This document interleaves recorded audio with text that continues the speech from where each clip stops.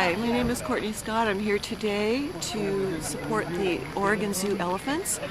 We would like to see the elephants released to a sanctuary. We voted for a bond measure in 2008 to establish an off-site preserve for the elephants. However, as has been recently revealed by a reporter for the Willamette Week, that preserve is not as a retirement home as we had thought. It's going to be used as a breeding ground to breed the elephants. In fact, to double the herd. So now we're asking that the elephants be released to sanctuary, since they're not honoring the intent of the bond measure and creating a true off-site preserve. It's kind of cold and blustery and rainy here, and you are? My name is Kelly. Okay, Kelly, and you're holding a sign? And why are you holding the sign here today at the Oregon Zoo? Well, there's a new baby elephant, and baby elephants bring in a lot of folks that want to see that baby elephant. We're here to hopefully enlighten them as to the living conditions of the elephants at the Oregon Zoo, which are pretty hideous. Is that lost paperwork or lost? No, they're unaccounted for. They're not sure where they ended up. Oh God. Yeah. Oh God. Yeah. Would you like to talk to me, sir, about why you're here today? I think the zoo has lost a lot of credibility in the last few weeks. And I think Why so? Why so? With the Seattle Times piece about the, how zoos are basically in the business of making money and not really caring for animals. The Oregon Zoo got the bond measure for almost 5 years ago for $125 million. And it was billed as a bond measure that was going to be passed through to improve the elephants' lives. And that was almost 5 years ago, and they haven't done anything to improve those elephants' lives in the last 5 years. So how long is it going to take for them to finally get to the point of actually improving the lives of their animals? Well, the parking lot's fairly empty over here. Yes, it is. And that's pretty unusual for... That's incredibly unusual. For a Saturday with a new baby elephant, it's unbelievably unusual. And I think it's probably because they've lost a lot of credibility even with their supporters. All right, thank you. Do you have a comment you could say? Well, we're here because we do not support the cruelty and enslavement of animals, and animals do suffer here. And sadly, they have a new baby elephant whose name is Lily, and she's going to be here for the rest of her life in misery, and that's really sad, and we do not support that. Okay. And what would you like to say to the public out there about why you're here today?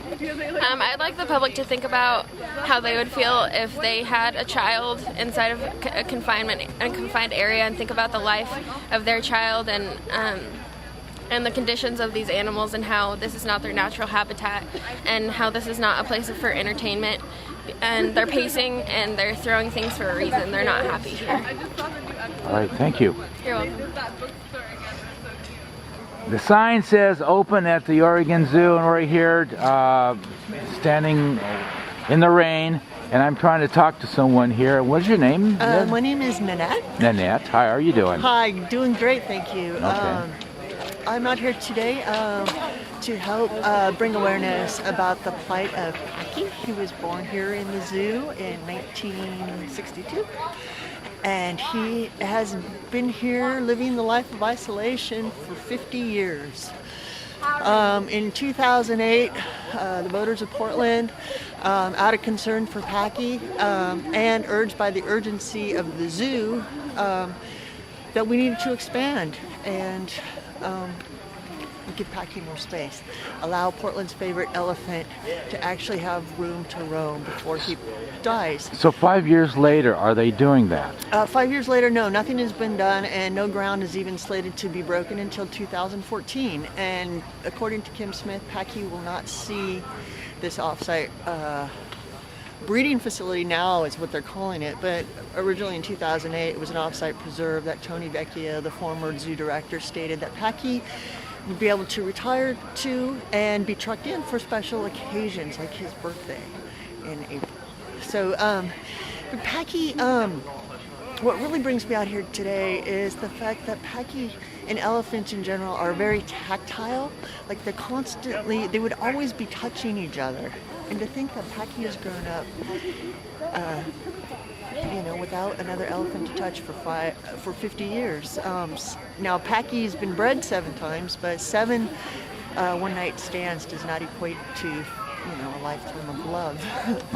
So, and that is not right. Packy needs to have room to roam, and I'm here today to ask the Oregon Zoo to actually send Packy to Paws in California. They have agreed to take him, and I think that he should be allowed to touch a tree and feel grass under his feet and actually be able to make decisions about how he spends his days. One day in his life before he passes away. I mean, he's been here 50 years and he has not been able to make one decision about how he spends his days. Kim Smith, Mike Keel, and Bob Lee, the zookeeper here, they all go home at night. Metro counselors, Tom Hughes, who wants to bring in other elephants, which was not part of the bond deal, to import more elephants. The bond was supposed to give our current elephants more space. They go home at night. They live in very diverse tactile environments where these elephants, our beloved elephants, are in cold concrete barns. That is not a tactile, diverse environment. And the new expansion of 4.5 acres is still inadequate for 8 elephants. So I'm asking that the Oregon Zoo take that $30 million and actually spend it on the elephants.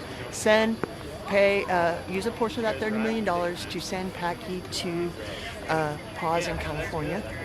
Give a healthy donation to pay for his upkeep until he dies. That way Packy can make decisions about how he spends his days, and Oregon Zoo can live up to their promise to provide space for Packy that we paid for. They're collecting money off this $30 million. The money's in the bank. So I say let's spend it on the elephants instead of construction deals. Hi, I'm at the zoo here, and you're holding an umbrella. Yes. Why are you here today? And also holding a sign. Okay, well, let's see the sign. For the elephants. Uh-huh. Because elephants at the zoos, and all zoos suffer.